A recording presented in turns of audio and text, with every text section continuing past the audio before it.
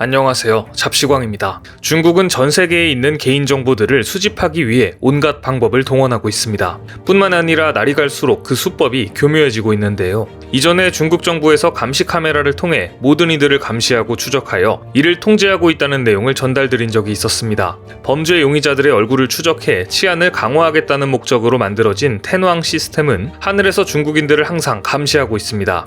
영화 속 빅브라더가 중국에서는 현실이 되어만 가고 있는데요. 최근 중국에서는 은행을 찾은 94세 할머니가 힘겹게 안면인식 절차를 밟는 동영상이 퍼지면서 큰 논란이 되고 있습니다. 평소에도 감시와 통제 속에 살아가는 중국인들이지만 94세 할머니까지 저렇게 안면인식 절차를 꼭 해야겠냐면서 중국인들 사이에서도 분노가 들끓고 있는 것입니다. 24일 웨이보 등에서 후베이성의 94세 할머니가 사회보장 카드 개통을 위해 은행을 찾았다가 누군가에게 안아 올려져서 힘겹게 안면인식 절차를 밟는 동영상이 공개되었습니다. 거동이 불편해 보이는 할머니가 아들에게 안긴 채 무릎을 굽히고 간신히 안면인식을 받는 장면을 볼 수 있는데요. 이 노인은 아들과 며느리의 부축을 받으며 자택에서 300m 떨어진 은행 지점을 찾았다고 합니다.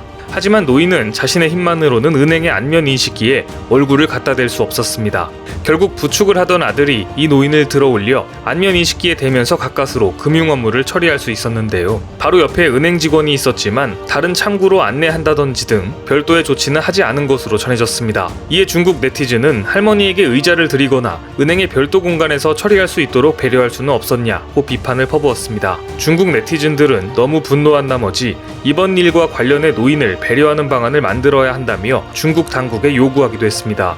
은행에서는 94세 할머니의 안면인식까지 꼭 받아야 했을까요? 충분히 다른 방법으로 대체가 가능했을 텐데 정말 이해가 안 가는 모습입니다. 이렇게 중국은 전 국민의 개인정보를 수집하려는 욕구를 보이고 있습니다. 일부 중국인들은 이러한 텐왕 감시를 피하기 위해 재미있는 퍼포먼스를 보이기도 했습니다. 영국 BBC에 따르면 중국에서 덩 유펑이라는 작가가 수도 베이징 도심에서 CCTV를 피하는 게 얼마나 어려운지를 보여주는 퍼포먼스를 선보였다고 보도했습니다. 작가의 지휘에 따라 형광조끼를 입은 사람들은 허리를 웅크리거나 고개를 아래로 고정한 채 베이징의 행복길을 걸었습니다. 행복길에서 행복하지 않은 퍼포먼스를 펼친 것인데요. 이들은 CCTV의 감시망에서 벗어나기 위해 개걸음으로도 걸어야 했습니다.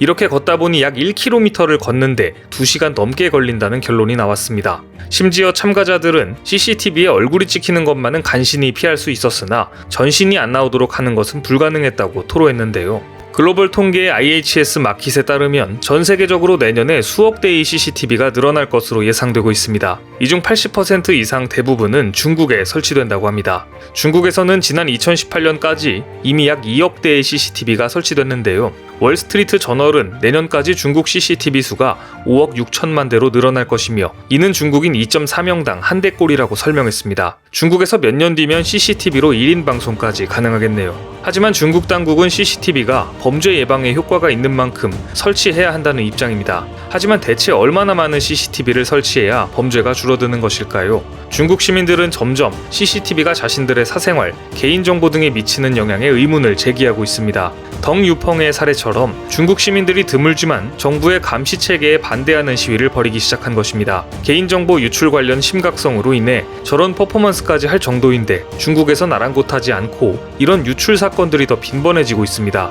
문제는 중국 정부는 엄청난 개인정보를 닥치는 대로 수집은 하지만 그 관리는 아주 허술하다는 점에 있습니다. 최근 중국 최대 택배 업체 중 한 곳인 원통에서 40만 건의 개인정보 유출 사건이 발생했습니다.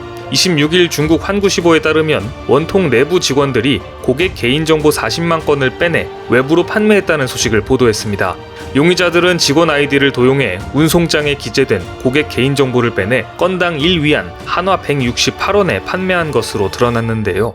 다른 나라 같으면 40만 건의 개인정보 유출은 엄청나게 큰 사건이지만 중국 내에서는 너무 자주 발생해서 아무렇지도 않게 넘어가는 분위기입니다. 사실 중국에서 이런 개인정보 유출 사건이 자주 발생할 수밖에 없는 이유가 있습니다. 중국에서는 개인정보를 유출하거나 판매를 한 개인에 대한 처벌은 법에 규정되어 있지만 회사 직원이 자신의 업무를 이용해 범죄를 저지를 경우 해당 회사에 대한 책임을 물을 수 있는 명확한 법적 규정이 없기 때문입니다. 대부분의 개인정보 유출 건이 개인이 아닌 회사 차원에서 발생되고 있기 때문에 누구도 책임을 묻지 못한다는 것인데요. 현재 중국에 규정되어 있는 법 자체도 말이 안 되지만 새롭게 법이 규정된다고 해도 중국 정부, 공산당이 원하면 어떤 기관이든 회사든 개인정보를 마음대로 열람할 권한이 있다는 것이 근본적인 문제입니다. 세계 최대 공유 숙박업체 에어비앤비도 위와 같은 케이스가 발생해 논란이 일고 있습니다.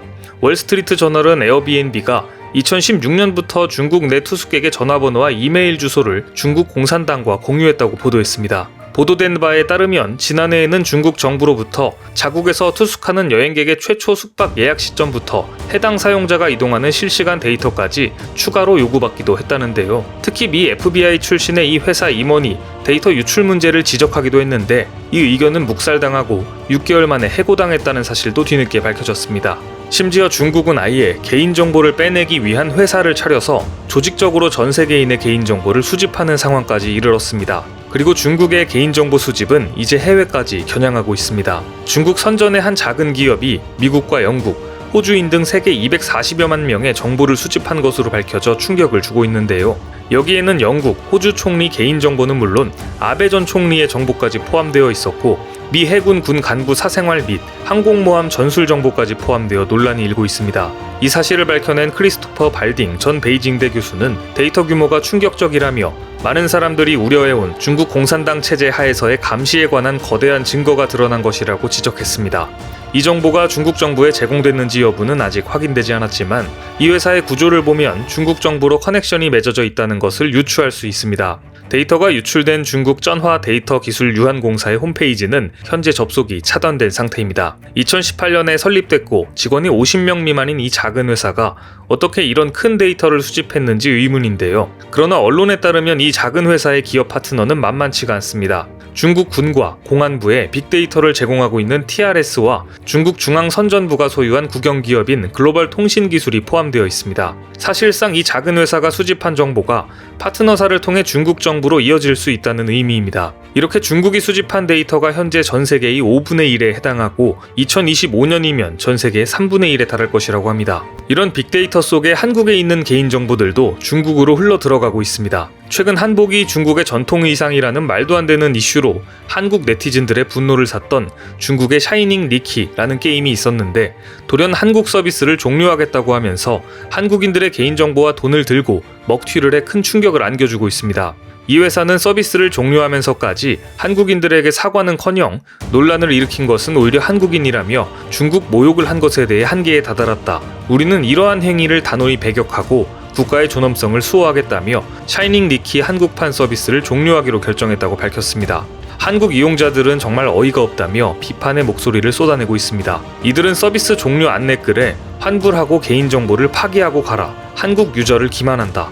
한국이 만만하냐, 한복은 한국의 전통 의상이다 등 1200여 개가 넘는 댓글을 남겼습니다. 이와 같이 중국산 앱을 통해 개인정보 관련 문제가 발생했을 때 책임질 곳은 아무데도 없습니다. 그래서 평소에 스마트폰을 사용할 때도 조심해야 하는데요. 실제 최근 중국 앱에 대한 국내 이용자들의 피해가 속출하고 있습니다. 우리가 일상생활에서 쉽게 접할 수 있는 중국 앱들을 몇 가지 살펴보겠습니다. 몇 달 전 국내 한 온라인 커뮤니티에 꼭 지워야 할 중국 앱 목록이 급속도로 확산되고 있습니다. 적게는 55개, 많게는 70개에 이르기까지 적지 않은 중국 앱이 삭제 리스트에 포함됐습니다. 스마트폰 앱을 사용하기 위해서는 기기 자체 권한을 일부 줄 수밖에 없지만 중국에서 개발하거나 중국에 서버가 있는 앱들은 필요 이상으로 스마트폰의 권한을 가져가고 있습니다. 이 많은 앱들이 모두 개인정보 유출 피해가 당장 발생한 것은 아니지만 결과적으로 중국 정부가 원하게 되면 강제로 개인정보를 모두 뺏기기 때문에 다른 일반 앱들과는 차이가 있다고 볼 수 있습니다. 즉 중국 앱을 사용하는 것 자체가 중국 정부에 내 개인정보를 그냥 넘기는 형태가 될 수도 있다는 것입니다.